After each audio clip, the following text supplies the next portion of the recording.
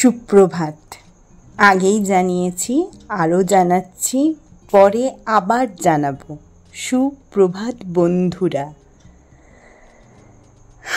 আমার সুপ্রভাতটা একটু আলাদা রকম।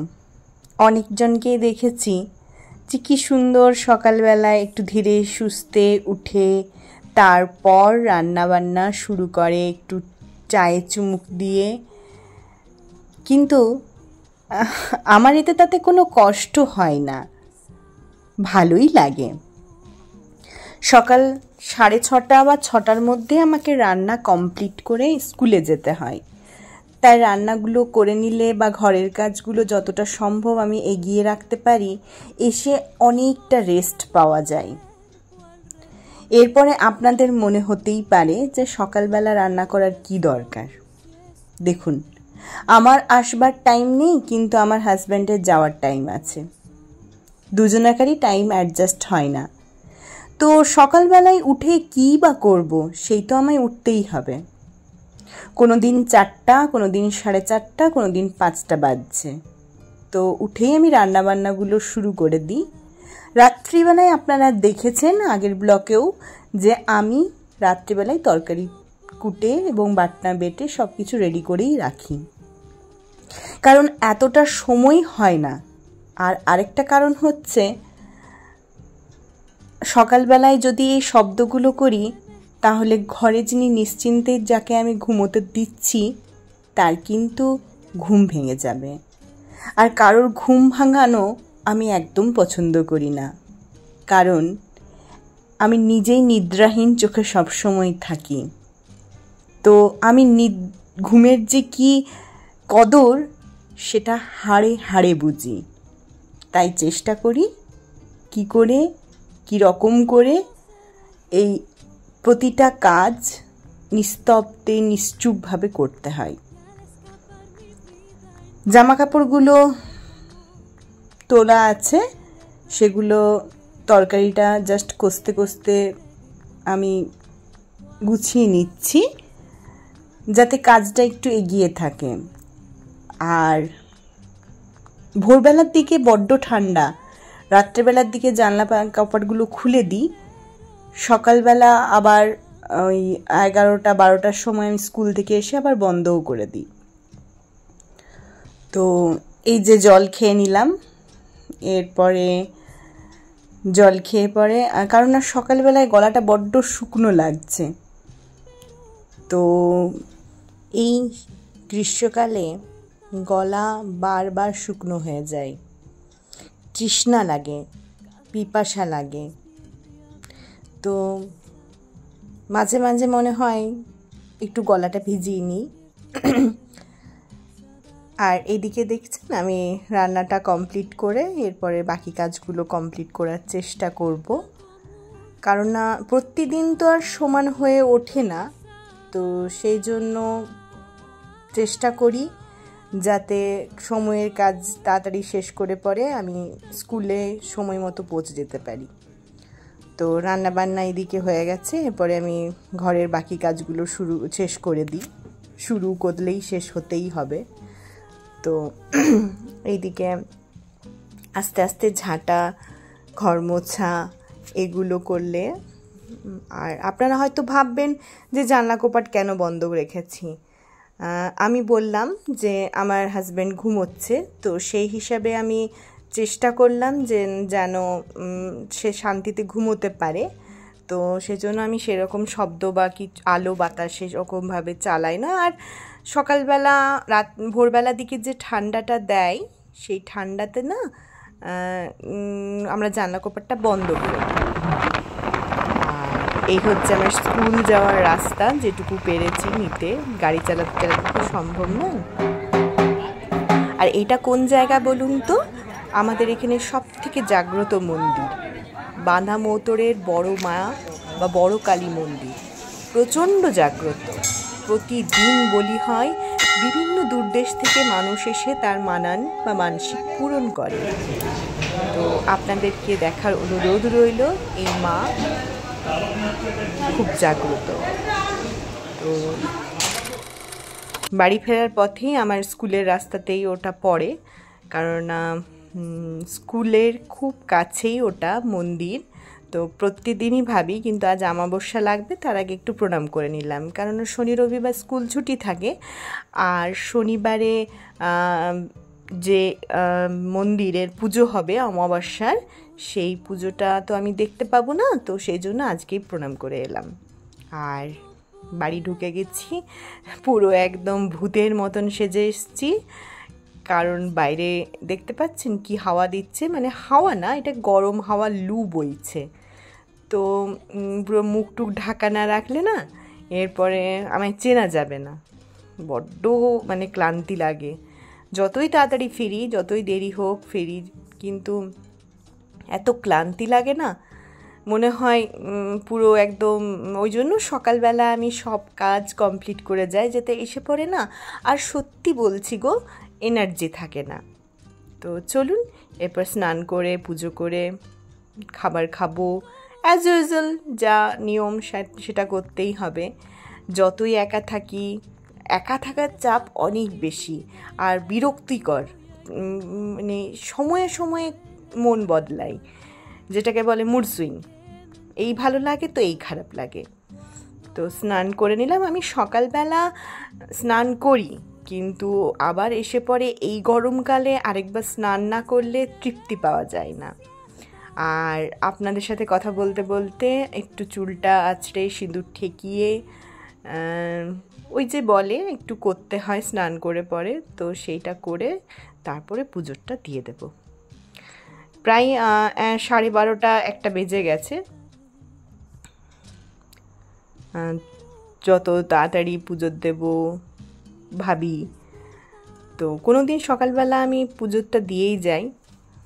দেখুন 2 ঘন্টার মধ্যে এত কাজ করে এবং এত কিছু করে সম্ভব হয়ে ওঠে না, তাই প্রত্যেক দিন আমি রান্না বান্না, ঘর মোছা, ঘর ঝাড় দেওয়া যদিও করে যেতে পারি, পুজো, কাপড় কাচা বা বাকি অন্য কাজগুলো আমি করতে পারি না। আমি নিজের টিফিন রেডি করে নিয়ে যেতে পারি না, যদিও সেজন্য আমি বাড়ির সকলের কাছে খুব বকা খাই। তো কাজের মধ্যে থাকলে খাওয়া তো ভুলেই গেলাম। আর এমনিতেই দিন দিন যা আমি মোটা হচ্ছি, তাতে একটু খাওয়া দাওয়া কম করলে কিছু যায় আসে না। পুজোটা দিয়ে নিলাম। পুজোটা দিলে পরে মনে হয়, না দিলে মনটা খুঁতখুত করে। আর ওই মায়ের মন্দিরে যেয়ে পরে একটা বড্ড তৃপ্তি লাগে জানেন।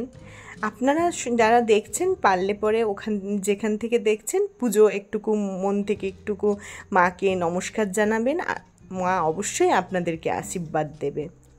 আর এইগুলো হচ্ছে পরে জামা কাপড়গুলো যেগুলো পরে এলাম, সেগুলো একটুকু ওই একদম খটখটে রোদ্দুরে তো দেবো না, রং কালার চলে যাবে, কিছুই আর থাকবে না। আর ঘামটা একটু মরানোর জন্য এই চেয়ারটাতে একটু দিয়ে দিচ্ছি। এখানে তো একটু ছোট্ট ব্যালকনির মতন, তো আলো প্রচণ্ড আসে, জানলাটা থেকে দেখতেই পাচ্ছেন। পর্দা দিলেও মানে আলো আটকায় না। আর কাজ করতে করতে না বড্ড থকে যাচ্ছি আজকাল। একটু বসলাম। আর আমি যেটা ওয়ার্ক ফ্রম হোম একটা কাজ করি, সেটা অ্যাকচুয়ালি আমার টাইমিং, মানে আমাকে পাঞ্চ করতে হয় 10:30 11টার সময়।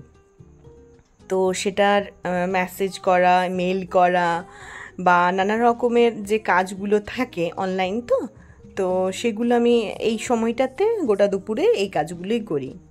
তা বলে এটা ভাববেন না যে আমি ঘুমোই না, কারণ না ওই যে বারবার বলছি, আমার ঘুমানোর নিয়ে খুব চাপ। আমার ঘুম দুপুরবেলায় ঘুমোলে পরে রাত্রি ঘুম আসবে না, সারা রাত ড্যাব ড্যাব করে তাকিয়ে থাকবো। তো সেই জন্য খুব ভেবে চিন্তে আমাকে ঘুমোতে হয়। চলুন, রেস্ট নেওয়া হয়ে গেল মিনিট 5, এরপরে লাইট নিভিয়ে আর বাইরে বড্ড লু বইছে, তো সেজন্য লাইটটা নিভিয়ে দিলাম। আর এরপর যথারীতি নিজের কাজ করা, খাবার খেয়ে পরে বাসন তো ধুতে হবে। এই কটাই বাসন থাকুক, হাতে গোনাই বাসন থাকুক আর অগুন্তি বাসন থাকুক, ধুতে তো আপনাকে হবেই, কারণ না আপনি খাচ্ছেন, আপনি সেটা ধোবেন না তো কে ধোবে বলুন? তো সেই জন্য ধুয়ে নিলাম। আর আমি কোনো দিন বাসন বা এটোকাটা এগুলো ফেলে রাখি না, যখনই যে কাজটা হয় আমি সেটা সঙ্গে সঙ্গে করে নিই। কারণ না বলুন তো, কারণ না পরে করলে পরেও করতে হবে, আগে করলেও করতে হবে, আর সঙ্গে সঙ্গে করলেও করতে হবে। তার থেকে আমার মনে হয় সঙ্গে সঙ্গে করে নেওয়াটাই ভালো, একটু রিল্যাক্স পাওয়া যায়। আর যাওয়ার সময় আজকে বোধহয় ভাতটা একটু উপচে পড়েছিল, ভাতের ফ্যানটা, সেজন্য একটু ভালো করে ঘষে বার্নারগুলো পরিষ্কার করে নিলাম। আর এরপরে প্রত্যেকটা ওভেনের যে ওই ইয়েগুলো থাকে সেগুলো পরিষ্কার করে এক একটা করে বাসন ধুচ্ছি আর আপনাদের সাথে গল্পও করছি। কারণ আমার এই যে নীরব দর্শক আপনারা, তো আপনাদেরকে আমার দেখাতে তো হবেই বলুন, আর বন্ধুও বটেন, তো সেজন্য আরও বেশি করে নীরব বন্ধু, তো সেই জন্য আরও বেশি করে দেখাচ্ছি। আর সব কাজ কমপ্লিট হয়ে গেছে, খাওয়াও কমপ্লিট হয়ে গেছে। আর সেরকমভাবে খাবার খাইনি, খেতে ইচ্ছেও করেনি, খাবারগুলো ফ্রিজে রেখে দিয়েছি, বললাম না বড্ড গরমে থকে গেছি। তো ওই আজার করে পরে যেটা রেখে দেওয়ার সেগুলো রেখে দিলাম। আর এখানে এসে একটু বসলাম, পুরো ঘেমে নিয়ে গেছি, আমি বড্ড বেশি ঘামি, তো এটা কোনো বড় ব্যাপার না। আর লাইট জ্বালিয়ে রেখেছি, সেজন্য হয়তো গরমটা একটু বেশি লাগছে। চলুন, আমার কাজ করতে করতে প্রায় বিকেল 6টার সময় আমার কাজ শেষ হয়। তারপরে একটুকু ওই আমাদের পেছন দিকে যে সামনের দিকে পেছনে যে ফাঁকা জায়গাগুলো আছে সেখানে মাঠ টাইপের হয়ে গেছে, এই যে দেখুন। তো নতুন বাড়িগুলো হচ্ছে, তাও এখানে মাঠ আছে, এখানে সামান্য একটা জোর আছে, নদীর মতন জল বয়ে যায়, এই যে এই জোরটা। তো এই জোরটা পার করে আরেকটা মাঠ আছে, সেখানে আমরা একটু হাঁটতে যাই, আমরা নয় আমি। তো আজকে হাজব্যান্ড ছিল সাথে, তো ভালোই হলো, একটা সঙ্গী পাওয়া গেল। ও তো টায়ার্ড হয়ে বাড়ি ফেরে, আর বাড়ি ফিরে চলে এসেছি, সন্ধে হয়ে গেছিলো। এসে এই পেট পুজো, ইডলি ভাজা, চা, আর এরপরে রাত্রিবেলার খাবারের আয়োজন। সারা দিন কতবার আমাদেরকে খাবারের আয়োজন করতে হয় বলুন তো? তাও আমি চেষ্টা করি খাবারগুলোকে, যেটা খাই, যাই খাই, তাতে সেদ্ধ ভাতই খাই আর নুন ভাতই খাই, আপনাদের সামনে তুলে ধরার। এতে কোনো আড়ম্বরপূর্ণ নয়, সবটাই আড়ম্বরযুক্ত নয়, কিন্তু তাও চেষ্টা করি সিম্পল লাইফ আপনাদেরকে দেখানো বলতে আপনাদেরও আমি দেখি, সকলের অনেক কিছু দেখে আমি খুব ইন্সপায়ার হই এবং প্রতি মুহূর্তে আমি শিখি। আর এটা আমি রান্না করছি কি বলুন তো, কালো মুসুর বা খোসা সহ যে মুসুর থাকে, সেই মুসুর ডাল, মানে ডিম তড়কা। খাবার আজকে খুব কুচুম কাচুম খেতে ইচ্ছে করছিল, কিন্তু না, সবসময় তো জীব আমাদের খাবারের জন্য, অন্য খাবার খাওয়ার জন্য লক লক করে, সেটাকে তো কন্ট্রোল করতে হবে। আর রুটিগুলো টপাটপ বেলে পরে সেঁকে নিয়ে পরে খাবারটা গরম গরমই খাবো, কারণ আমি 9:30টার সময় রান্না বসাই আর 10টার মধ্যে খাবার খেয়ে নিই, গরম গরম থাকে। তবে জানি না গ্রীষ্মকালে আমি এটা করতে পারবো কি না, কারণ গ্রীষ্ম আর কার বাড়িতে বসে আছে বলুন, সবাইকার দোরগড়ায় চলেই এসেছে। তো যেটুকু পারবো সেটুকু চেষ্টা করব, কিন্তু ওই গরম গরম এখন পারছি। আমার মনে হয় না আমি গ্রীষ্মকালে পারবো, আমার মনে হয় যত তাড়াতাড়ি সম্ভব আমি রুটি ফুটি করে একটু বিশ্রাম নেব। আর রাত্রিবেলা আমরা রুটিই খাই। আমি যদিও বেশিরভাগ যখন গরম পড়ে তখন আমি চেষ্টা করি অ্যাভয়েড করি না খাওয়ার, কারণ আমার শরীর নেয় না। আর রুটি করার পরে আমি বিছানাটা গুছিয়ে নিলাম, কারণ প্রচণ্ড টায়ার্ড লাগছে, ঘুম পাচ্ছে, আর তার সঙ্গে আবার কালকে ছুটি, শনি রবিবার বললামই আপনাদেরকে ছুটি, এখন 3-4 দিন ছুটি আছে ঈদের জন্য। তো রান্নাটা কমপ্লিট করে এদিকে বিছানা গুছিয়ে নিয়েছি, জানলা খুলে দিয়েছি, আর খেয়ে নিই। চলুন, গুড নাইট, পরে দেখা হবে।